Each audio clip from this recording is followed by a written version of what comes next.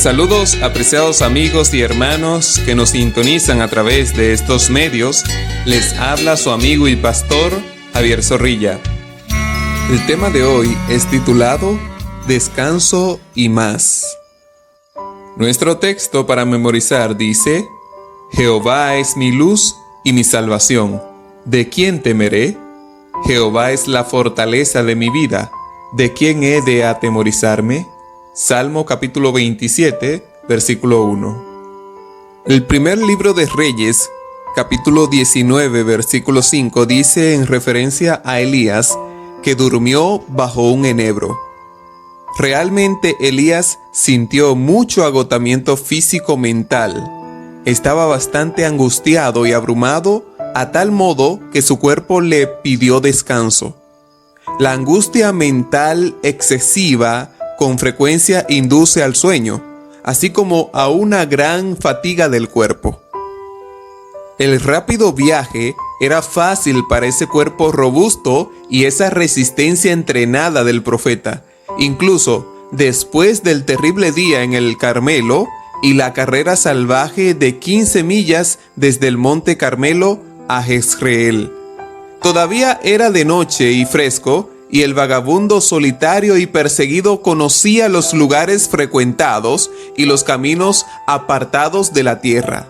Él temió y se levantó y se fue por su vida, 95 millas a Berseba. Por el tumulto de sus pensamientos y el peligro de su posición, no pudo quedarse en ningún pueblo. Era necesario que pasara su hora oscura y solo. Porque si hay un momento en el que la simpatía humana es casi indispensable, es cuando estamos solos y desamparados, sin ninguna socialización. También hay horas en las que el alma desea con vehemencia la comunión y la compañía de Dios y únicamente Dios. Esa hora es cuando todos nosotros nos sentimos abandonados, cuando todos nos abandonan, cuando somos rechazados, cuando nadie nos comprende y cuando estamos en momentos sombríos, de necesidad y de gran tristeza y soledad. Pero es comprensible que estos momentos emocionales, más el rendimiento físico, causen bastante cansancio. Toma tu Biblia y lee Primera de Reyes capítulo 19, versículos 5 al 8. Y responde la siguiente pregunta: ¿a dónde va Elías ahora y por qué? La respuesta parece sencilla. Podemos ver que el texto nos indica que Elías va al monte Horeb, porque necesitaba encontrarse con Dios, necesitaba estar en comunión con Él. Su viaje duró unos 40 días. Por este desierto había pasado y estado Israel durante 40 años. El viaje por los áridos desiertos no fue largo, sino penoso. Solo se trataba de unos 328 kilómetros, pero no había motivo para apresurarse. Ahora no había peligro de persecución y podía darse tiempo para meditar mientras iba sin acelerar el paso. Se disponía a llegar hacia el monte de Dios. En las mismas montañas escabrosas donde Moisés había estado en comunión con el Señor, Elías iba a estar en comunión especial con Dios. Si notamos, mi querido amigo, Moisés, junto con el pueblo, estuvo en el desierto durante unos 40 años. Elías debía caminar por el desierto, por el mismo desierto, durante 40 días. Moisés tuvo un sucesor que fue Josué y Elías tuvo el suyo que fue Eliseo. Moisés fue llevado al cielo y Elías también. Moisés tuvo un encuentro con el Señor en el monte Horeb. Elías también tiene un encuentro con el Señor en el monte Horeb. Es decir, Elías necesitó este tiempo a solas con Dios para meditar en lo que estuvo mal, realzar su comunión con el Señor y recomenzar la obra que Dios le había encomendado. Antes de obtener el descanso espiritual, Elías necesitaba descanso físico, comer y dormir. Ahora estaba preparado para su encuentro con Dios. Dios dirige ahora sus pasos, le hace reflexionar y, en la tranquilidad de un silbo apacible, le encomienda nuevas tareas a realizar.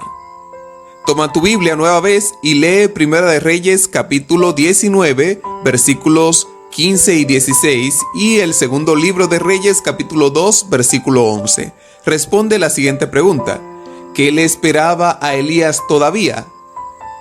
Bien, dando respuesta a esta pregunta, decimos que debía regresar por el desierto hacia Damasco, donde debía ungir a Hazael por rey de Siria y a Jehú por rey sobre Israel.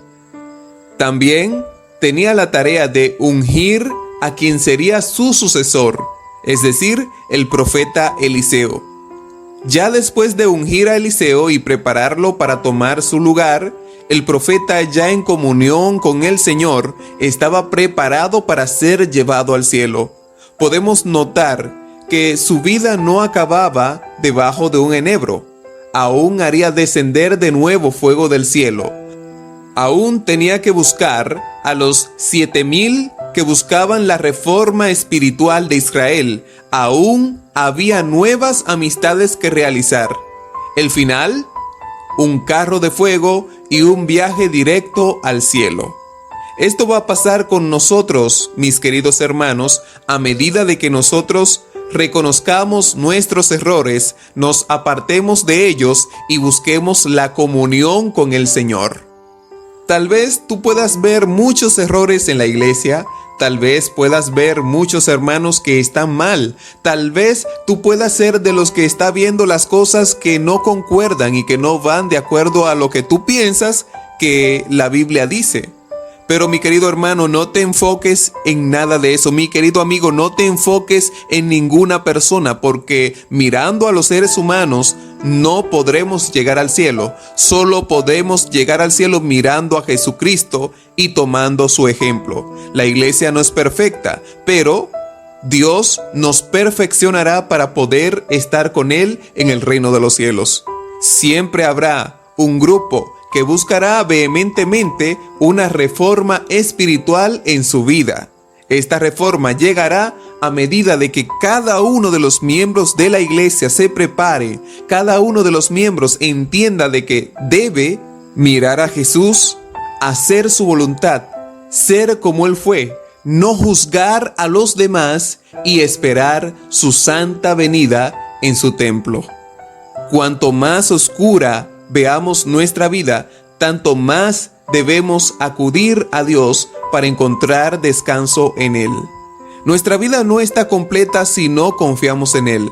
Si miramos solo nuestras necesidades y no miramos nuestra fidelidad con Él, cuando sintamos el abandono, el rechazo, el temor a la muerte, el temor al futuro, el temor a las necesidades, es cuando más nuestra alma necesitará que busquemos a Jehová de todo corazón.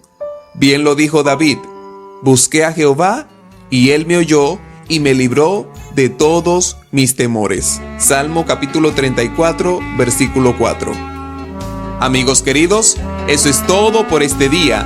Más vale una mano llena de descanso que 2 puños llenos de trabajo y correr tras el viento. Eclesiastés capítulo 4, versículo 6.